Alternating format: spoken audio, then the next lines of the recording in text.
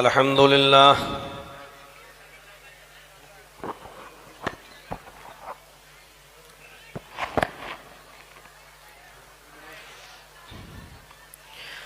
अल्हम्दुलिल्लाह नहमदुहु व नस्तईनुहु व नस्तगफिरुह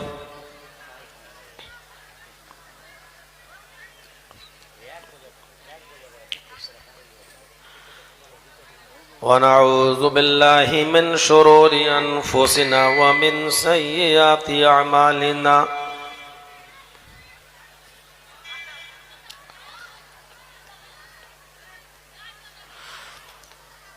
मन यहदिहिल्लाहु फला मुज़िल्ल लह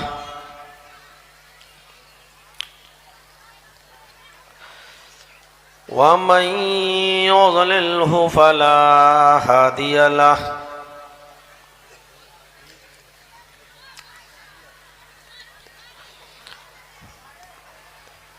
व अशहदु अल्ला इलाहा इल्लल्लाहु वहदहु ला शरीका लह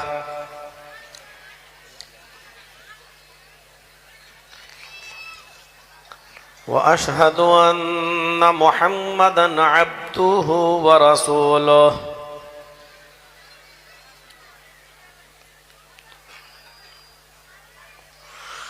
अम्मा बाद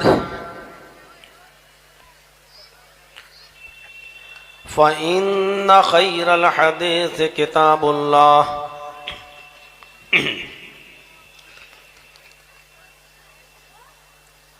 व खैरल हदी हदी मुहम्मदिन सल्लल्लाहु अलैहि वसल्लम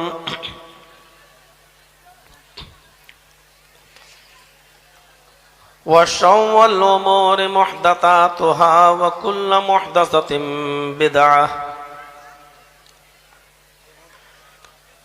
व कुल्लु बिदअतिन ज़लालह व कुल्लु ज़लालतिन फिन्नार।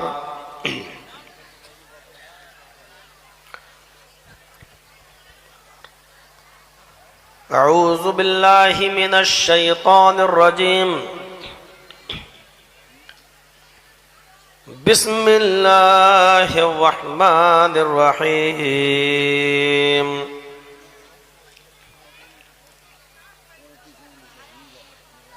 या अय्युहल्लज़ीना आमनुत्तक़ुल्लाहा वल तंज़ुर नफ्सुम मा क़द्दमत लिग़द।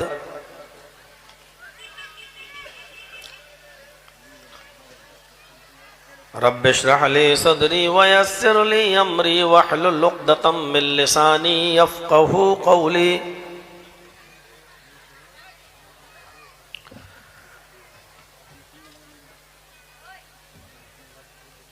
मुअज़्ज़ज़ सदर मोहतरम,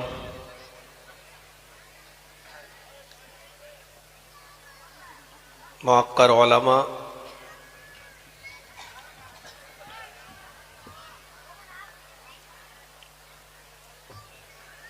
मुअज़्ज़ज़ सामीईन हज़रात,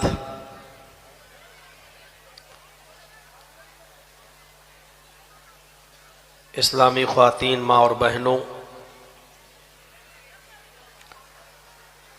कौम व मिल्लत के लायक वर नौजवानों, अजीज़ बच्चों,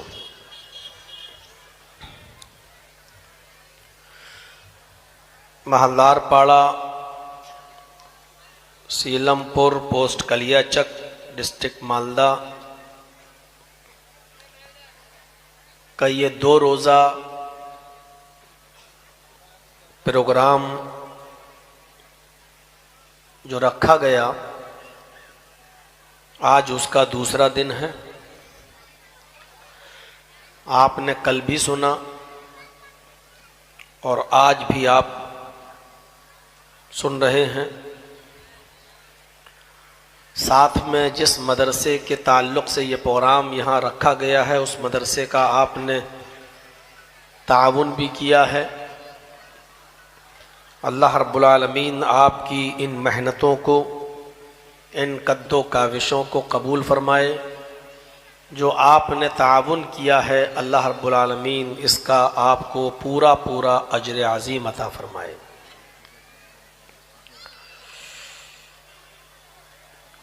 सर्दियों की इन रातों में आपका अब तक बैठा रहना और कुरान व हदीस पर मबनी बातों को सुनना इस बात की अलामत है कि अभी ईमान हमारे दिलों में ज़िंदा है। अल्लाह रब्बुल आलमीन हमें सुनने से ज़्यादा अमल की तौफीक अता फरमाए।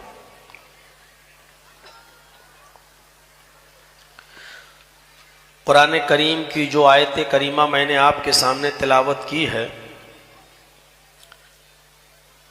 अल्लाह रब्बुल आलमीन ने उसमें सिर्फ दो बातों का तज़किरा किया है। इन दोनों बातों को समझना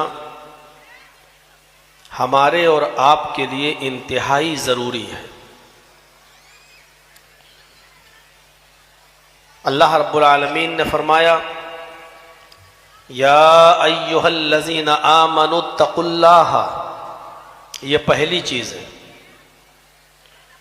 और दूसरी चीज़ की तरफ इशारा किया है, वल तनजुर नफ्सुम मा क़द्दमत लिगद।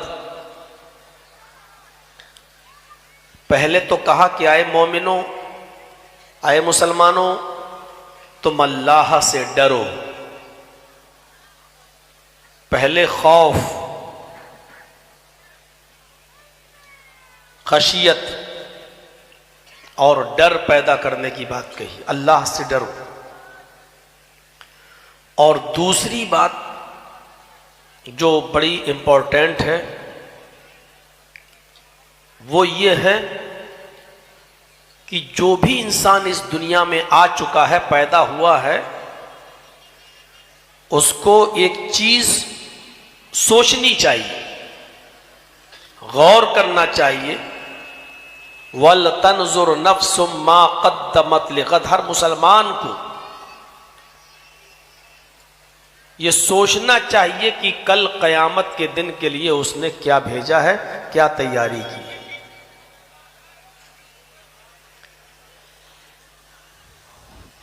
पहली चीज तक़वा और दूसरी चीज एहतिसाबे नफ्स। मुहासिबा करें, अपना हिसाब ले। रात को जब बिस्तर पर सोने के लिए जाए तो ये सोचे कि हमने सुबह से लेकर शाम तक कितने अच्छे काम किए हैं और कितने बुरे काम किए हैं। वो ये देखे कि हमने क़यामत के दिन के लिए क्या भेजा है, अल्लाह के पास हमने क्या सेंड किया है, क्या भेजा है, ये गौर करें। ये दो चीजें अगर आज हम समझ लें तो यकीन मानिए हमारी जिंदगी में एक बहुत बड़ा इनकलाब आ जाएगा। क्योंकि हम नमाजें तो पढ़ रहे हैं, रोजे तो रख रहे हैं, अभी मदरसे का चंदा हो रहा है, हम चंदा तो दे रहे हैं, ताउन तो कर रहे हैं, लेकिन हर इंसान को यह गौर करना चाहिए कि ये जो इबादतें हम अंजाम दे रहे हैं, इन सारी इबादतों की रूह क्या है, उसकी जान क्या है। हमारी इबादतें तो हो रही हैं, लेकिन इबादतों से रूह निकली हुई है। और किसी चीज से जब रूह निकाल ली जाए तो फिर उसकी हैसियत एक डेड बॉडी की होती है, एक मरे हुए जिस्म की होती है। और डेड बॉडी की कोई कद्र नहीं होती है, डेड बॉडी की कोई हैसियत नहीं होती है। आप कितने भी पैसे वाले हो, आप कितने अमीर हो, आपकी इज्जत दुनिया में चाहे जितनी हो, आपके पास 20, 25, 50 आदमी हर वक्त आपको घेरे रहते हो, लेकिन यह इज्जत आपकी सिर्फ उस वक्त तक हो रही है जब तक आपके अंदर रूह है। जिस दिन ये रूह निकलेगी, ना आपके पास 50 आदमी बैठेंगे, ना आपकी वो इज्जत बाकी रहेगी, ना ही आपकी औलाद आपको अपने घर पर 4 और 5 और 6 घंटे से ज्यादा रहने देगी। आपकी रूह निकली, गुस्ल दिया, कफनाया और जल्दी से आपकी डेड बॉडी को उठाया, नमाज जनाजा पढ़ी, कांधा दिया, कब्रिस्तान ले गए और दफन कर दिया। आपकी बहुत इज्जत थी, लेकिन आपकी बॉडी से रूह निकाल ली गई, इसलिए बॉडी की अब कोई हैसियत नहीं रही। हमारी इबादतों से अगर रूह निकाल जाए तो जैसे डेड बॉडी की कोई कीमत नहीं होती हमारी नजर में, ऐसे ही अल्लाह की नजर में उस इबादत की कोई हैसियत नहीं जिसके अंदर रूह नहीं है। और इबादत की रूह क्या है? तकवा। इबादत की रूह क्या है? परहेजगारी। कोई भी इबादत अगर उसके अंदर तकवा नहीं है, अगर उसके अंदर अल्लाह का खौफ नहीं है,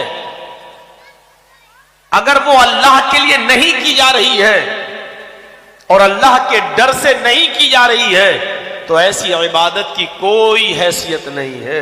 वो एक मरी हुई इबादत है जिसकी अल्लाह भी इज्जत नहीं करता। अब सवाल यह पैदा होता है कि तकवा की हैसियत क्या है? डरने का मतलब क्या है? अल्लाह से डरो। डरने का मतलब क्या है? किस तरह डरा जाए अल्लाह से? ये तो सभी कहते हैं अल्लाह से डरना चाहिए, और बहुत से लोग जो बड़े से बड़ी गुंडागर्दी करते हैं वो भी कहते हैं हम दुनिया में किसी से नहीं डरते, हम सिर्फ अल्लाह से डरते। जबकि डॉन बना वो बैठा है, हराम कामों का बिजनेस वो कर रहा है, सूद और ब्याज के कारोबार वो कर रहा है, शराब के ठेके वो खोले बैठा है, लेकिन जिससे दुश्मनी है उससे अपना पावर दिखाने के लिए कहता है अरे अरे हमको धमकी मत दे, हम दुनिया में किसी से नहीं डरते, हम सिर्फ अल्लाह से डरते हैं। अल्लाह से डरने वाला होता तो सूद और ब्याज का कारोबार करता, अल्लाह से डरने वाला होता तो शराब के ठेके देता, अल्लाह से डरने वाला होता तो रिश्वत लेता, अल्लाह से डरने वाला होता तो दुनिया में और भी बहुत से गुनाह इंसान करता है वो करता। तकवा की हैसियत क्या? इंसान बहुत सी चीजों से डरता है। अल्लाह ने यह नहीं कहा कि तुम दुनिया में जो बहुत सी खतरनाक चीजें तुम उनसे न डरो।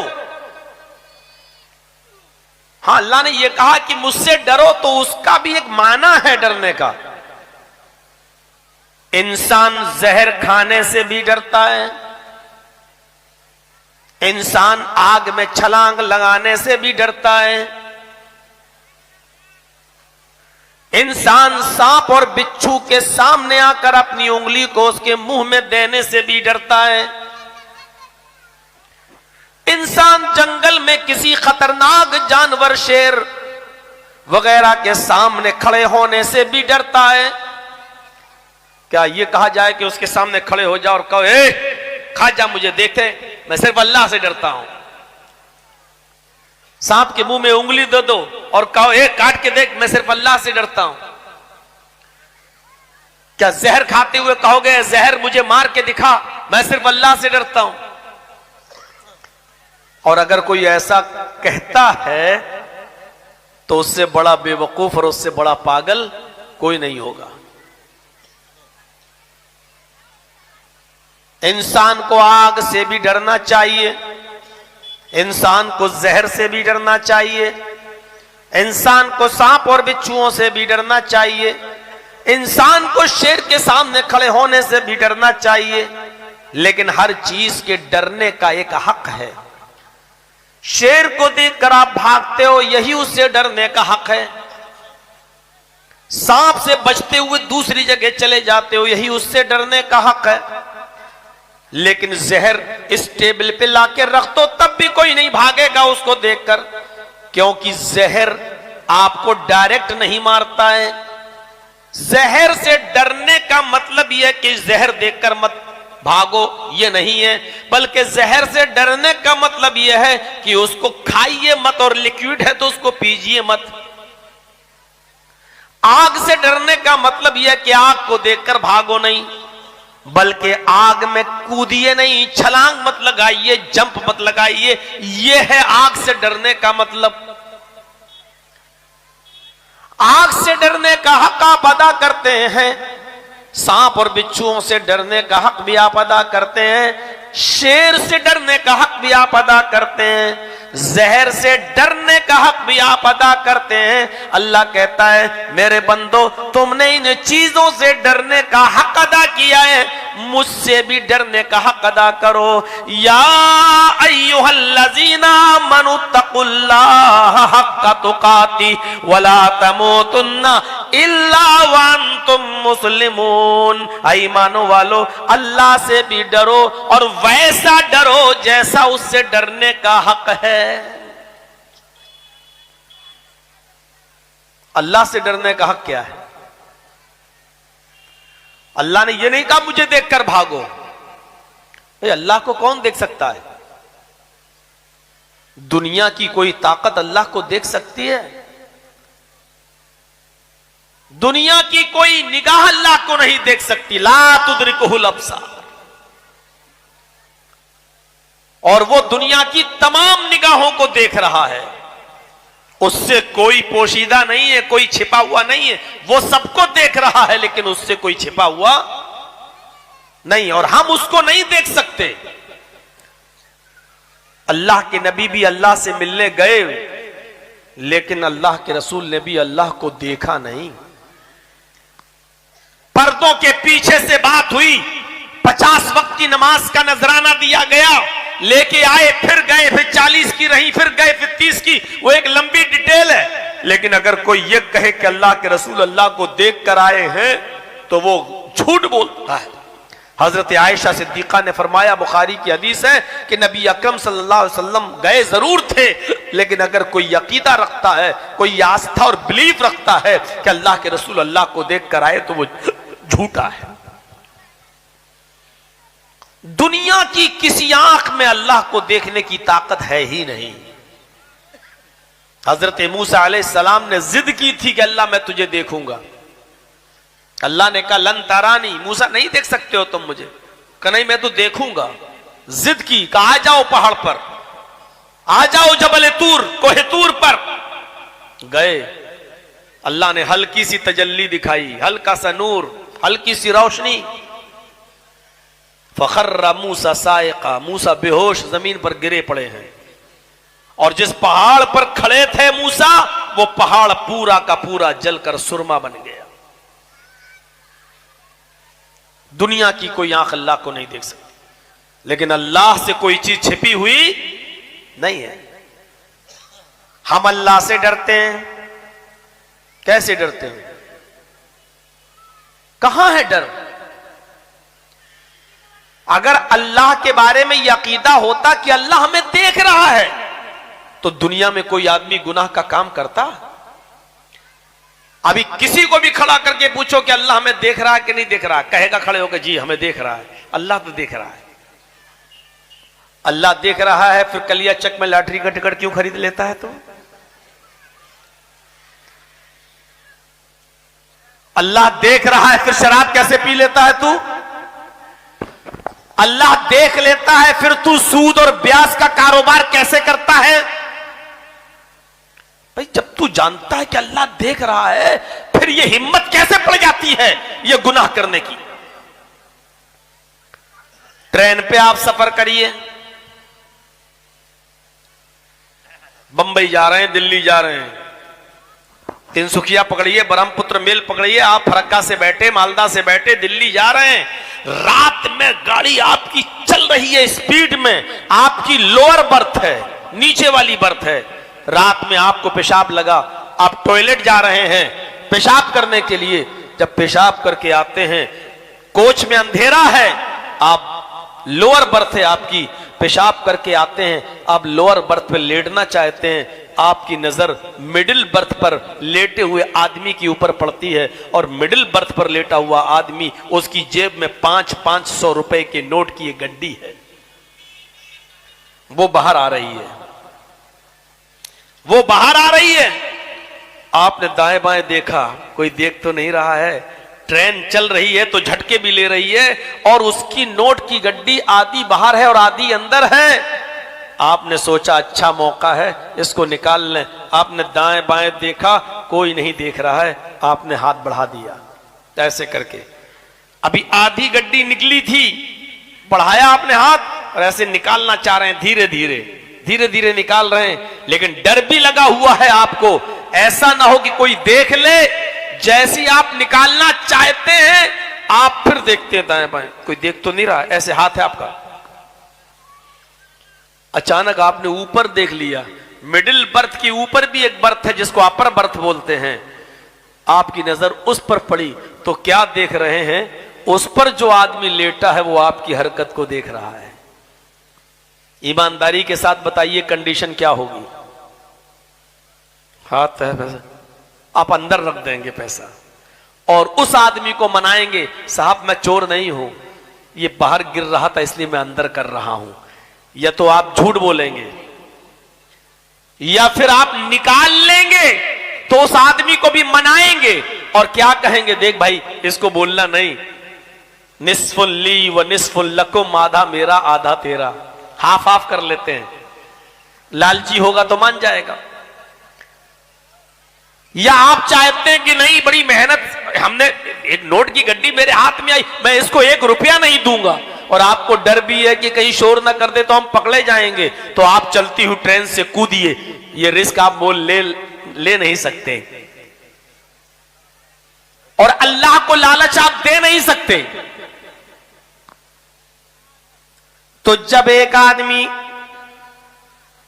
आपके हाथ को देखता है, नोट की गड्डी पर है, उस आदमी की नजर जब आपके ऊपर पड़ती है और आपने उस आदमी को देख लिया तो आप नोट की गड्डी को अंदर सरका देते हैं और उस आदमी से झूठ बोलते हैं कि मैं तो अंदर कर रहा था ताकि इसकी गड्डी गिर न जाए, मैं चोर नहीं हूं। जब ऊपर वाले एक मामूली आदमी की नजर से जो देख लेता है आपको, आप उसके सामने गलत हरकत नहीं कर पा रहे हैं। मेरे भाइयों, फिर हमारा कलेजा कितना बड़ा, हमारा दिल कितना बड़ा कि अल्लाह को मानते हैं कि वो हमें देख रहा है, फिर भी हम शराब पी लेते हैं, फिर भी हम जुआ खेल लेते हैं, फिर भी हम सूद और ब्याज खा लेते हैं, फिर भी हम लॉटरी के टिकट खरीद लेते हैं। मेरे भाइयों, अकीदा यह है कि अल्लाह हमें देख रहा है, इसके बावजूद हमारा दिल इतना बड़ा, यानी अल्लाह से ज्यादा तो हम इंसान से डर रहे हैं। देख रहा है ना, सिगरेट पीता हुआ जा रहा आदमी, सामने से बड़ा भाई आ गया, फेंक दी। अल्लाह से ज्यादा तो हम बड़े भाई और बाप से डर रहे हैं। कहां है अल्लाह का डर? अल्लाह का डर होता, यहां अजान की आवाज आ रही है, अल्लाहु अकबर अल्लाहु अकबर, अजान के कलमात बुलंद हो रहे हैं, हय्या अलस सलाह हय्या अलल फलाह। अगर यह अकीदा है कि अल्लाह हमें देख रहा है, फिर तू चाय की होटल पर बैठकर चाय कैसे पी रहा है, फिर तू अपनी दुकान पर बैठकर बिजनेस कैसे कर रहा है? अल्लाह देख रहा है तो फिर ये गुनाह के काम कैसे?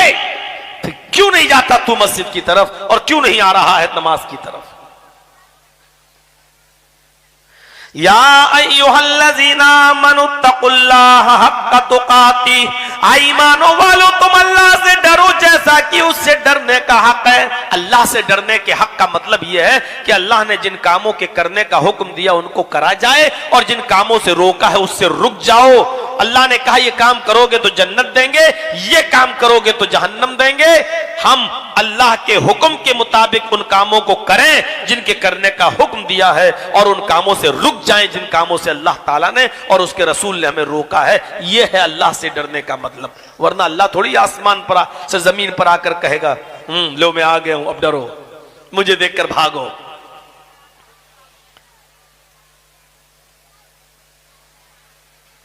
जानते हो तकवा कितनी चीजों में कैसे होना चाहिए? कौल में भी तकवा होना चाहिए। आप किसी से घुमा फिरा कर बात नहीं करना चाहिए। आप अगर करेंगे तो ये सही नहीं है। इसमें भी तकवा होना चाहिए। या अय्युहल्लज़ीना मनु, या अय्युहल्लज़ीना मनुत्तकुल्लाह वक़ूलू क़ौलन सदीदा। ईमानो वालो अल्लाह से डरो और जब भी बात करो तो दुरुस्त बात करो। दुरुस्त बात समझते हैं ना? पूछने वाले के मुताबिक, घुमा फिरा कर बात नहीं करिए। मसलन जर्जीस साहब से किसी ने पूछा कि जर्जीस साहब कल आप कहां थे, सुबह आप कहां थे, और मैं उसको बताना नहीं चाहता कि मैं कहां था, तो हमको यह कहना चाहिए आपको क्या मतलब, मैं कहीं भी था, मैं नहीं बता सकता आपको, बात खत्म है, कोई बुराई नहीं है। लेकिन जर्जीस साहब नाराज नहीं करना चाहते आपको। आपने पूछा मौलाना कल आप कहां थे, मैंने कह दिया जमीन के ऊपर आसमान के नीचे। झूठ तो नहीं है, बात तो सही है। अरे मैं कहीं भी था तो जमीन के ऊपर था या आसमान के नीचे था, तो देखा जाए तो बात तो मैंने बिल्कुल सही कही है, लेकिन यह दुरुस्त बात नहीं है, क्योंकि पूछने वाले को भी यह बात मालूम है कि मैं जमीन के ऊपर था और आसमान के नीचे था। वो पूछने वाला यह नहीं जानना चाहता कि आप जमीन के ऊपर थे कि आसमान के नीचे। आप भी जानते हैं कि वो क्या पूछना चाह रहा है। वो जगह जानना चाहता है, वो मोहल्ला जानना चाहता है, वो बस्ती जानना चाहता है, वो इलाका जानना चाहता है। अगर आपको नहीं बताना, आप साफ कहिए कि मैं नहीं बता सकता, लेकिन आप ये तो मत कहिए कि जमीन के ऊपर और आसमान के नीचे। एक पुलिस कुछ मौलाना को ढूंढ रही थी और उसी मौलाना से पूछ रही है कि तुमने, मान लीजिए उसका नाम जमील था या अशफाक था, उसी से पूछ रही है कि तुमने जमील साहब को देखा, और जमील वो खुद हैं। अब वो 2 कदम इधर हट गए, वहां से यहां आ गए। पुलिस वालों से सवाल करते हैं, अभी क्या जी आपने क्या पूछा? अरे मैंने पूछा आपने जमील साहब को देखा? मौलाना साहब कहते हैं हाँ अभी तो यहां था। वही 2 कदम हट गए और कहने लगे अभी तो यहां था। अब पुलिस वालों ने सोचा अभी था, यहीं कहीं होगा, चलो पकड़ो पकड़ो पकड़ो। उनको छोड़ के वो आगे बढ़ गए। देखा जाए तो ये झूठ नहीं है, अभी तो यहीं था, ये खुद अभी वहीं थे, लेकिन ये जानता है कि उसने जिस जमील के बारे में पूछा वो मैं ही हूं। तो आप कहिए कि साहब हां मुझे मालूम है लेकिन मैं बताऊंगा नहीं, ये एक सही बात है, लेकिन आप ये कहकर कंफ्यूज क्यों कर रहे हैं अभी तो यही था? तो ये बात आपकी सही तो है लेकिन दुरुस्त नहीं है, और तकवे का तकाजा यह है कि आप दुरुस्त बात कीजिए। आप किसी को घुमा फिरा कर बात मत कीजिए, किसी से घुमा फिरा कर। अब सोच लें वो लोग जो हर जगह बैठते हैं, कोई कपड़े की दुकान पर, कोई जैकेट की दुकान पर, कोई टेलर की दुकान पर, कोई मछली की दुकान पर, कोई बिजनेस, कोई बिजनेस। अब वो सोच ले कि अपने कस्टमर से वो किस तरीके से बात करता है, किस तरीके से घुमा फिरा के तो बात नहीं करता है, कहीं इस तरीके से बात तो नहीं करता कि वो आपके झांसे में आ जाए और उसको लगे कि हाँ यार ये सही बोल रहा है। कोई मोबाइल की रिपेयरिंग की दुकान वाला ऐसा तो नहीं है कि ओरिजिनल पार्ट्स के पैसे लेकर डुप्लीकेट पार्ट्स डालकर उसको दे देता हो और मोबाइल बना देता हो। मेरे भाइयों, इसी तरीके से कपड़ा बेचने वाला अपने फॉल्ट चीज को अंदर छिपा दे और बाहर से खूबसूरत जैकेट बेच रहा हो और अंदर से फॉल्ट मौजूद और कहे नहीं साहब अभी माल नया आया है, और वो जानते हुए भी उसको छिपा कर बेच रहा, धोखा दे रहा है। याद रखिए, शरीयत ने जानबूझकर इल्म होने के बावजूद अगर आप किसी को धोखा दे रहे हैं, शरीयत ने इस्लाम से खारिज माना है ऐसे आदमी को और कहा कि मन गश्शा फलैसा मिन्ना, जिसने किसी को धोखा दिया वो हम में से नहीं है। ये अल्लाह के नबी फरमा रहे हैं। कितने डॉक्टरों के बड़े बड़े हॉस्पिटल ऐसे हैं जहां बिल्कुल सरापा सर से पैरों तक बेईमानी चल रही है। हिंदू धर्म के अकीदे के मुताबिक डॉक्टर भगवान के बाद सबसे बड़ा दर्जा रखता है क्योंकि वो आपकी जान बचाता है। लेकिन याद रखिए, हमें नहीं मालूम कि आपकी सरजमीन पर क्या होता है। हमारे लखनऊ के अंदर तो ऐसा बहुत हो रहा है कि एक आदमी के मर जाने के बाद भी वेंटिलेटर पर 3 दिनों 4-4 दिन तक उसकी लाश को रखा जाता है, ये कहकर के अभी कुछ सांस बाकी है, अभी देखो शायद ऊपर वाला इसमें ताकत दे दे, जबकि वो मर चुका है। लेकिन 4 दिन के बाद बताया जाता है कि अब वो मर गया है, जाइए ले जाइए, और 4 दिन का पर्चा बनाकर, दवा एस्टीमेट बनाकर दे दिया जाता है कि 50,000 रुपए की रोजाना दवा लगी है और 2 लाख रुपए का चेक उसको दे दिया जाता है, साहब ये खर्चा है, ये आप हमें दीजिए, जबकि वो 4 दिन पहले मर चुका है। इंसानियत के साथ भी धोखा, मरीज के साथ भी धोखा। मेरे भाइयों, धोखा देने वाले के सिलसिले में साफ कहा मन गश्शा फलैसा मिन्ना, जिसने धोखा दिया वो हम में से नहीं। हम नजर डालें अपनी जिंदगी पर, नमाज पढ़ रहे हैं, दुकानों पर बैठे हुए हैं, नमाज पढ़ रहे हैं और दूध का बिजनेस कर रहे हैं और दूध में पानी मिलाकर बेच रहे हैं। नमाज पढ़ रहे हैं लेकिन हम जो भी काम कर रहे हैं उसमें, साहब मौलाना जर्जी साहब, अगर हम दूध में पानी न मिलाएं तो शाम तक हमारे घर का खर्चा तक नहीं चलेगा साहब, दूध में पानी मिलाना हमारी मजबूरी है। किसने कहा है आप रोजाना 1000 रुपया कमाइए? आप 100 रुपए कमाइए, लेकिन बरकत क्यों, हलाल क्यों? मौलाना साहब मेरी 3 बेटियां हैं, 4 बेटियां हैं, हमें इनकी शादी करना है। अरे किसने कहा है कि शादियों में खर्चा करो? किसने कहा है कि लड़की को जहेज दो शादी के मौके पर? ये तो आपने खुद मुसीबतें पाली है ना। बाइक देना, 4 लाख 5 लाख रुपए देना, ये तो हमारे और आपके बनाए हुए उसूल और जाब्ते हैं, वरना शरीयत ने तो नहीं कहा है। शरीयत ने तो नहीं कहा है कि लड़के वाला 100 आदमी और 200 आदमियों को लेके आए और उनको खिलाओ। क्यों खिलाते हैं आप? क्या शरीयत ने 200 और 300 बारातियों को खिलाने की जिम्मेदारी लड़की वालों को दी है? आपके पास आए, एक एक गिलास पानी पिलाओ, खजूर भी मत खिलाओ, भगाओ इनको। क्यों खिलाते हैं आप?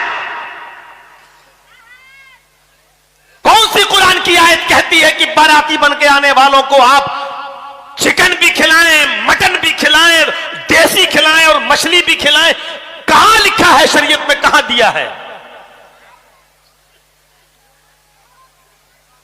ठीक है, तुम 400 आदमी नहीं 500 लाओ, कह दीजिए फोन पर, ठीक है कितने साहब हमारे रिश्तेदार बहुत हैं, 100 में काम नहीं चल रहा है, 200 हो रहे हैं।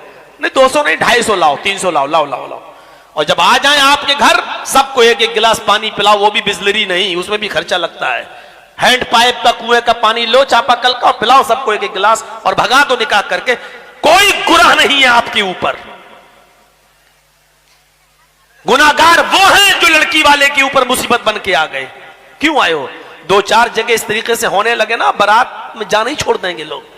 ये हाजी सबसे पहले आता है, लंबी दाढ़ी में, पान खाते, कहां जा रहे? बारात में जा रहे, बारात में जा रहे, ये सबसे पहले आता है बन के।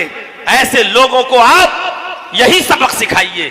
मेरे भाइयों, अल्फाज सख्त हैं, क्या करूं, बदनामी इसलिए होती है मेरी। मौलाना साहब आपने तो कह दिया बड़ी आसानी से, हमारी 3 लड़कियां शादी कैसे होगी? अगर हम बेईमानी नहीं करें और ये काम ना करें तो हमारी लड़कियां बैठी रह जाएंगी। माहौल बनाओ आप। या अय्युहल्लज़ीना आमनुत्तकुल्लाह वक़ूलू क़ौलन सदीदा, ईमानो वालो तुम अल्लाह से डरो और दुरुस्त बात करो, दुरुस्त सच्ची बात। जब तुम ऐसा करोगे तो क्या होगा? युस्लिह लकुम अमालकुम, अल्लाह तुम्हारे आमाल की इस्लाह कर देगा। व यग़फिर लकुम ज़ुनूबकुम, और तुम्हारे गुनाहों को भी बख्श देगा, तुम्हारे गुनाहों की भी मग़फ़िरत फरमा देगा। गौर करो, अच्छी बात, दुरुस्त बात करने का इनाम क्या दे रहा अल्लाह? कह रहा अल्लाह से डरो और दुरुस्त बात करो, घुमा फिरा कर किसी को बेवकूफ मत बनाओ, दुरुस्त बात करो। जब ये काम तुम करने लगोगे, सच्ची और दुरुस्त बात करने लगोगे, तो अल्लाह तुम्हारे आमाल की इस्लाह फरमा देगा।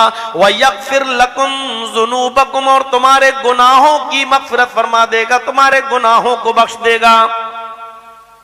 ये तक़वे का फायदा है। और सुनो एक चीज और, तक़वे से बुजुर्गी मिलती है, इज्जत तक़वे से मिलती है, याद रखिएगा।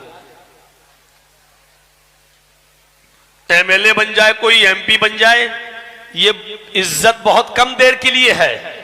और कितने बुजुर्ग ऐसे हैं एमपी एमएलए बन चुके हैं, आज भी गालियां खाते हैं, सुनते हैं।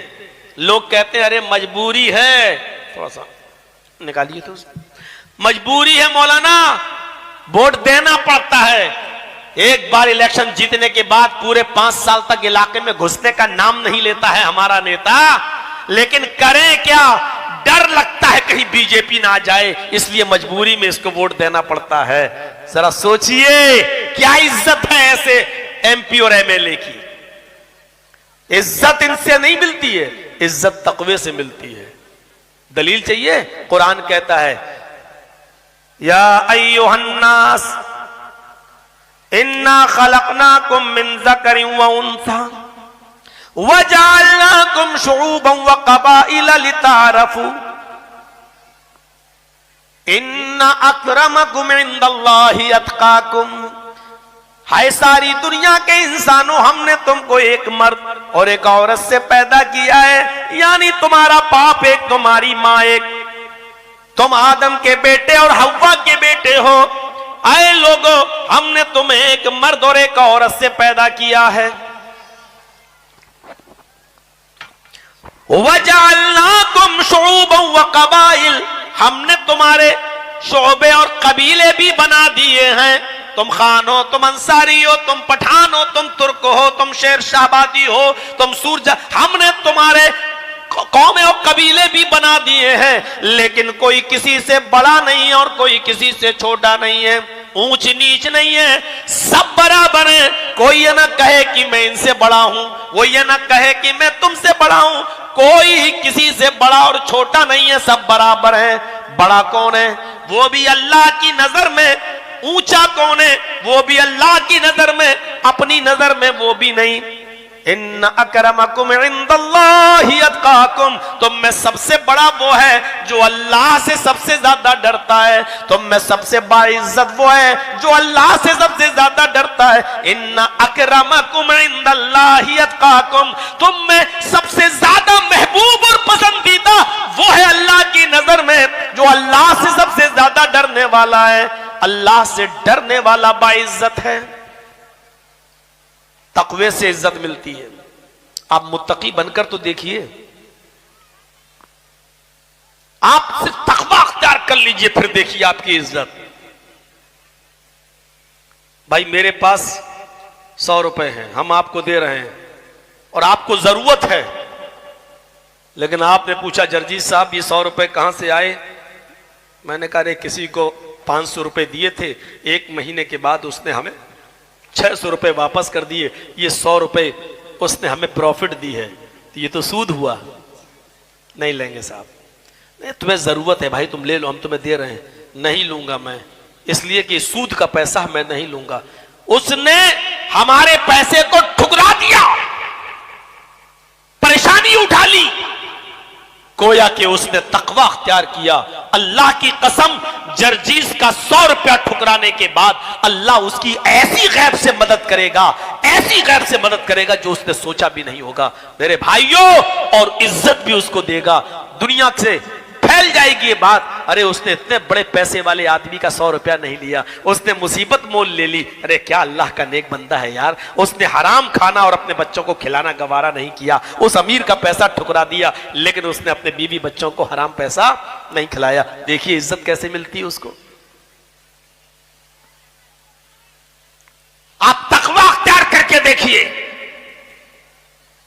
इन्ना अक्रमकुम इंदल्लाहि अत्काकुम,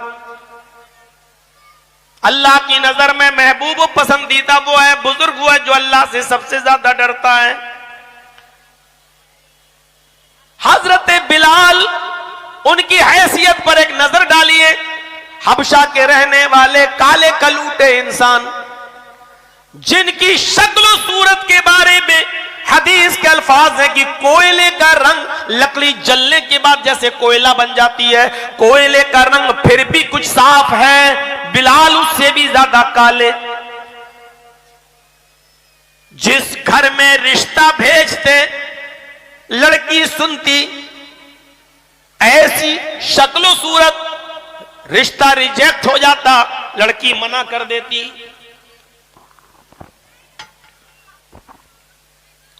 एक दिन अल्लाह के नबी के पास बैठे हुए, साहबा की महफिल लगी हुई है, और अल्लाह के नबी ने पूछा आइनल बिलाल, आइनल बिलाल, बिलाल कहां है, बिलाल कहां है। पीछे से आवाज आती है लब्बैक व सअदैक या रसूल अल्लाह, अय अल्लाह के नबी मैं यहां हूं। आपने कहा बिलाल इधर आओ, अपने करीब बिठाया। आए बिलाल, मैंने जन्नत देखी, अल्लाह ने मुझे जन्नत दिखाई। जब मैं जन्नत देख रहा था तो मैंने जन्नत के अंदर तुम्हारे जूतों की आवाज सुनी। आए बिलाल, अल्लाह ने मुझे बता दिया कि मैं बिलाल को जन्नत देकर रहूंगा। आए बिलाल, ऐसा कौन सा नेक अमल करते हो, ऐसा कौन सा अच्छा काम करते हो जिसकी वजह से अल्लाह ने तुम्हें जन्नत दी। हजरत बिलाल कहते हैं अल्लाह के रसूल जो सब करते हैं वो मैं भी करता हूं। कहा नहीं, कुछ तो है। कहा अल्लाह के रसूल एक अमल ऐसा है जो मैं अपने जानने में करता हूं, लोगों का मुझे पता नहीं, हां किसी को करते हुए देखा नहीं। कहा क्या? कहा मेरा वुजू जब भी टूटता है तो मैं वुजू बना लेता हूं, मैं बगैर वुजू के नहीं रहता, मैं बगैर वुजू के नहीं रहता। जब भी पेशाब व पैखाना गया, जब भी मेरा वुजू टूटा, जब भी सोकर उठा, जब भी कज़ाए बशरियत के तकाजे से जब भी वुजू मेरा टूट जाए तो मैं फौरन वुजू बना लेता हूं, मैं वुजू को लेट नहीं करता। जैसे वुजू टूटा फौरन मैंने वुजू बना लिया, और वुजू बनाने के बाद फिर मैं 2 रकात, 4 रकात, 6 रकात, 8 रकात, जितनी अल्लाह मुझे तौफीक देता है मैं जरूर ये नफिल नमाज पढ़ता हूं। यानी मैं तहय्यतुल वुजू का एहतिमाम करता हूं। जैसे वुजू टूटता मैं वुजू बना लेता हूं, फिर वक्त की के पेशे नजर कभी 2 रकात, कभी 4, कभी 6, कभी 8 में जरूर पढ़ लेता हूं। फरमाया बिलाल बस यही वो नेक अमल है जिसने तुमको जन्नत में दाखिल करा दिया है, और अल्लाह ने मुझे पेशगी बता दिया कि मैं बिलाल को जन्नत देकर रहूंगा। तकवा वाली बात बताई, ये है अमल मेरा। अभी आप वहीं बैठे थे और बिलाल भी वहीं थे, उसी जगह पर वहां के बड़े बड़े सरदार आ गए और कहने लगे बिलाल तुम्हारी शादी नहीं हुई, तुम्हारा निकाह नहीं हुआ, अरे बिलाल मेरे घर चलो। सरदार आए, बिलाल मेरे घर चलो, चलो खजूर खा लो, पानी पी लो, ये खजूर और पानी मेरी बेटी लेकर आएगी। जैसी तुम्हारे सामने मेरी बेटी खजूर रखे, पानी रखे, मेरी बेटी को एक नजर देख लो, उसके चेहरे पे नजर डाल लो, खजूर और पानी रखते हुए उसकी हाथ की हथेलियां दिख जाएं तो उस पर एक नजर डाल लो। शरीयत ने इतनी ही इजाजत दी है लड़के को निकाह के वक्त लड़की के चेहरे, एक बार लड़की का चेहरा और हाथ की हथेली देखने की। ये तो हमारी मां बहनों को सोचना चाहिए। जिस शरीयत ने शादी से पहले उस लड़के के लिए भी जिसके साथ तुम्हारा निकाह होने वाला है, चेहरे से ज्यादा और हाथ की हथेली से ज्यादा कोई चीज खोल कर दिखाने की इजाजत नहीं दी। वो शरीयत तुम्हें बाजारों में आस्तीनें खोल कर जाने की इजाजत कैसे दे सकती है? वो शरीयत तुम्हें पेट खोल कर बाजारों में जाने की इजाजत कैसे दे सकती है? वो शरीयत तुम्हें बेपर्दगी के साथ कलियचक और उसकी मार्केटिंग और शॉपिंग करने की इजाजत कैसे दे सकती है? लेकिन मुझे मालूम है ये चीखने और चिल्लाने से कोई फायदा नहीं। जब 25 साल से आपके अंदर इनकलाब नहीं आया, जब उसमें चेंजिंग नहीं आई, तो कल से क्या आ जाएगी? जिस लड़के के लिए तुम हलाल होने वाली हो, शादी होने वाली, जो देखने आ रहा है, उसको भी अगर जिद करे नहीं थोड़ा सा यहां तक दिखा दीजिए, मना कर दीजिए, नहीं है इजाजत, सिर्फ हाथ की हथेली और चेहरे के अलावा कोई और चीज, वो भी सिर्फ एक बार। जो शरीयत शादी के लिए एक बार सिर्फ चेहरा और हथेली देखने की इजाजत देती हो, वो शरीयत रात रात भर तुम्हें व्हाट्सएप पे चैटिंग करने की इजाजत कैसे दे सकती है? अरे उस लड़के के साथ भी नहीं जिसके साथ तुम्हारा रिश्ता तय हो चुका है। जब रिश्ता तय हो चुका उसके साथ भी जायज नहीं है, तो फिर गैर लड़कों के साथ और उनके साथ जिसका तुमसे कोई कांटेक्ट और ताल्लुक नहीं, उसके साथ चैटिंग की इजाजत और उसके साथ मैसेंजर पर गुफ्तगू की इजाजत वो शरीयत कैसे दे सकती है? कहने को तो बहुत कुछ कह दिया, अकल होगी तो समझ लोगे।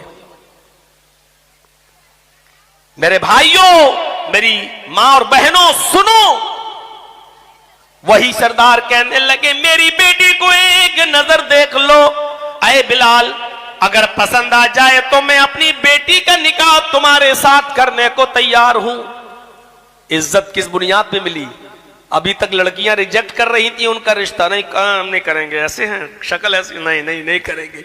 अब सरदार कह रहा है, मेरी बेटी को देख लो, पसंद आ जाए तो मैं अपना बेटी का रिश्ता तुम्हारे साथ कर दूंगा। दूसरा कहता है, आए बिलाल, इन्होंने पहले कह दिया है, इनकी बेटी देख लो, पसंद आ जाए तो ठीक, शादी कर लो, और अगर तुम्हें उनकी बेटी पसंद ना आए तो फिर यहां चले आना, मेरे घर के दरवाजे को दस्तक देना, मैं अपना दरवाजा खोलूंगा, एक नजर मेरी बेटी को देख लेना।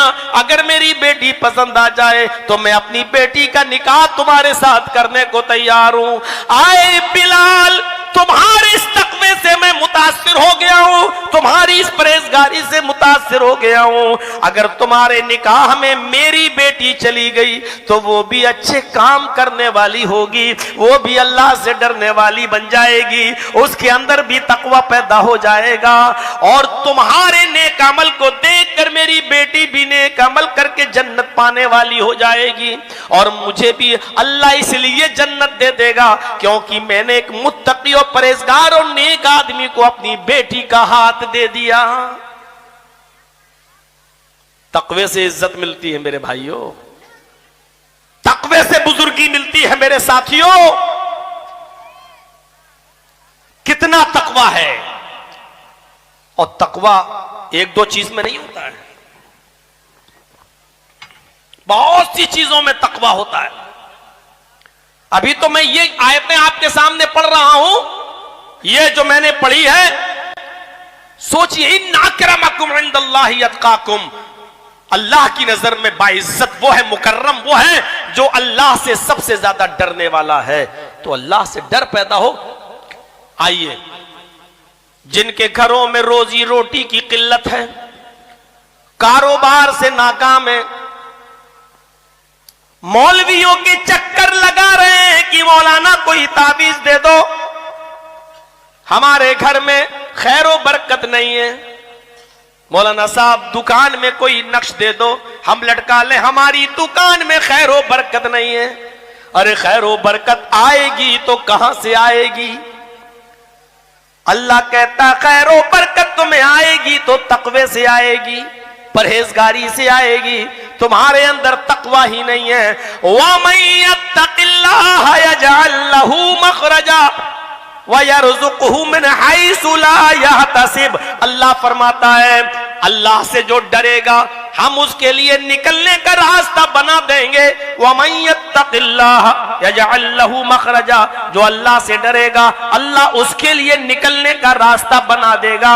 अल्लाह उसके लिए कोई सूरत पैदा कर देगा। चारों तरफ से जब आपका दिमाग काम ना करे क्या हो, लेकिन अल्लाह से डरोगे तो अल्लाह तुम्हारे लिए कोई सूरत निकाल देगा, कोई शक्ल पैदा कर देगा, निकलने का रास्ता बना देगा। और फिर दूसरी चीज वयरज़ुक़हु मिन हैसु ला यहतसिब, और ऐसी जगह से वो तुम्हें रोजी देगा। वयरज़ुक़हु मिन हैसु ला यहतसिब, और ऐसी जगह से वो उसको रोजी देगा, रिस्क देगा जहां उसका वहमो गुमान भी नहीं होगा, जहां उसने सोचा भी नहीं होगा। ऐसी जगह से रोजी मिलेगी। किसको मिलेगी? जो अल्लाह से डरेगा। क्यों आप किसी चीज के चक्कर में पड़ रहे हैं? मौलाना साहब कारोबार बहुत नाकाम चल रहा है, कोई ताबीज नहीं। मौलवी क्या तुम्हें ताबीज देगा? वो बेचारा 5,000 रुपए महीने पे खुद पढ़ाता है, वो खुद दूसरों से कहता फिरता है कि हमारे बच्चों की फीस जमा नहीं हो पाई है, साहब दे दीजिए, कुछ दे दीजिए। वो मौलवी तुम्हें क्या ताबीज देगा जो अपना पान भी पान की दुकान पे जाके अपने पैसों से ना खा सकता हो और दूसरों से कहता हो कि साहब मुझे पान खिला दो? वो तुम्हें तुम्हारे घर में खैर बरकत की ताबीज देगा? नहीं। अल्लाह कह रहा है रोजी रोटी तो हम तुम्हें देंगे, लेकिन उसके लिए डरो। वमन यत्तकिल्लाह, जो अल्लाह से डरेगा यजअल लहू मखरजा, अल्लाह उसके लिए रास्ता निकालेगा। वयरज़ुक़हु मिन हैसु ला यहतसिब, और ऐसी जगह से उसको रोजी देगा जहां से उसने सोचा भी नहीं होगा। एक बार हजरत अली के पास एक फकीर आया, मांगने वाला आया। हजरत अली से कहने लगा कुछ मिलेगा अल्लाह के नाम पर? हजरत अली ने ऐसे देखा, कुछ नहीं। हजरत हसन से कहा अपने बेटे से जाओ फातिमा के पास, अपनी माँ के पास, और उनसे कहना कि कुछ हो तो दे दो। हजरत फातिमा ने हजरत हसन से कहा बेटा अपने बाप से कहना कि 6 दिरहम है, उसके अलावा घर में कुछ नहीं, और अगर ये मैंने दे दिए तो अभी पूरा महीना बाकी है, घर में गुजर बसर कैसे चलेगी, राशन कैसे आएगा, खाना पीना पूरा महीना बाकी है। हजरत हसन ने कहा अब्बू अम्मी ने ऐसा ऐसा कहा है, अगर वो 6 दिरहम दे देंगी तो पूरे महीने का राशन क्या होगा, खर्चा कैसे चलेगा? हजरत अली ने कहा अपनी अम्मी से कहना कि वो 6 दिरहम दे दो, रोजी देने का वादा अल्लाह ने किया है वो देगा, ये 6 दिरहम तुम हमको दे दो। बेटा गया। हजरत हसन ने कहा अम्मी अब्बू कह रहे हैं वो 6 दिरहम दे दो, रोजी देने का वादा अल्लाह ने किया वो देगा।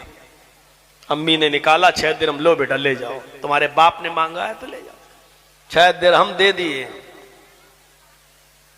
6 दिरहम दे दिए, और हजरत अली ने वो 6 दिरहम उस मांगने वाले को दे दिए।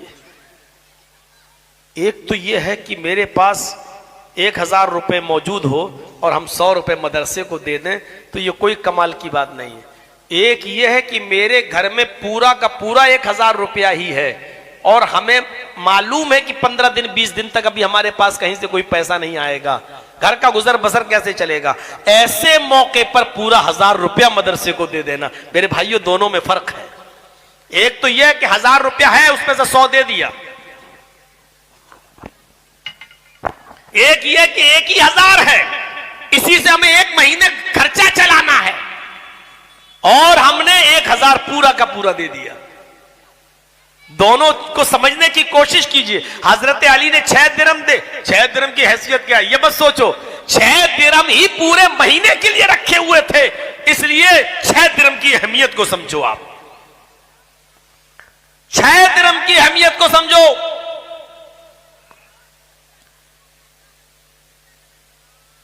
छह दिरहम दे दिए उसको।